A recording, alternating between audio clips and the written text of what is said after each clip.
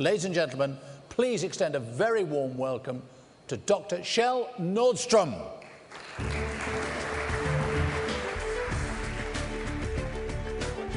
Thank you. Good morning, ladies and gentlemen. We're going to wind this session up talking a little bit about the art of making money.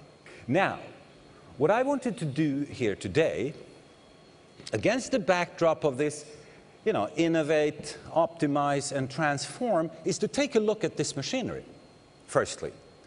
Because there are a couple of forces at work out there that directly and indirectly transform this machinery, change the way this machine works in the years to come.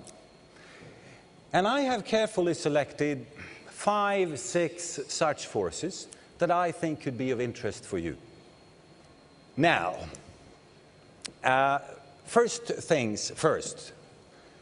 The figures are staggering. At almost all faculties, ladies and gentlemen, here in Europe these days, it's more than 70% women. I'm talking about economics, law, medicine, architecture, hortonomics, meteorology, you name it, and it's 70% plus women. You see, you don't have to be a professor, really, to realize that this tsunami of women will change a number of things.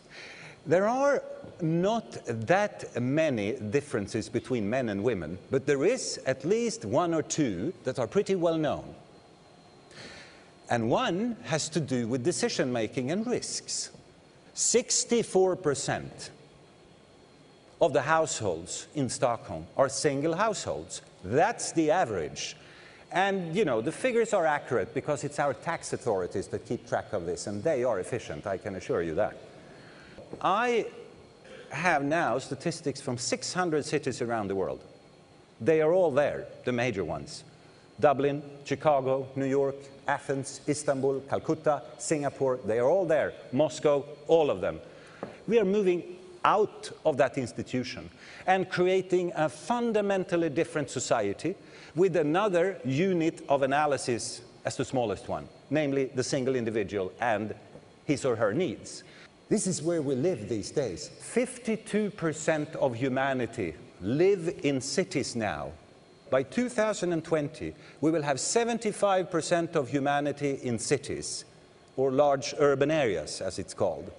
By 2040, some of you will still be around, we will have 90% of humanity in cities. You can forget the nation state. Europe is not 28 nation states, ladies and gentlemen. It's 400 cities in collaboration. It is Duisburg, Düsseldorf, Bonn, Brussels, London, Manchester, and a couple of other cities. That is Europe. Sweden, you can forget. Sweden has collapsed into 3 urban areas, being Stockholm, Malmö, and Gothenburg. The rest is transformed into economic junk space. This is not a country. It's an idea. What does that mean, ladies and gentlemen? It means the following thing. Anyone in this room can become American. That's what it means. Anyone. You can plug in 3 to 5 years, you will be American. Then kids will go to school, charity work in the weekend, pickup truck in the garden, revolver in the drawer, the whole shebang. And you were born in Utrecht, in Holland. Or you come from Austria, and then you become a Terminator, and then a Governator. You know exactly who I'm talking about. Yes, you just plug in. Try to do that in Finland and see how easy it is, ladies and gentlemen. Plug into Finland, plug into Poland, forget it, plug into France. It's so difficult, even for the French to be French. Successful companies do not compete. I hate IKEA, I hate IKEA, I hate IKEA. I will go to IKEA. You see, that's the problem. You end up at IKEA anyway, because there is, after 64 years, still not one player that come close to what you and I perceive IKEA to be, because it's all about perception.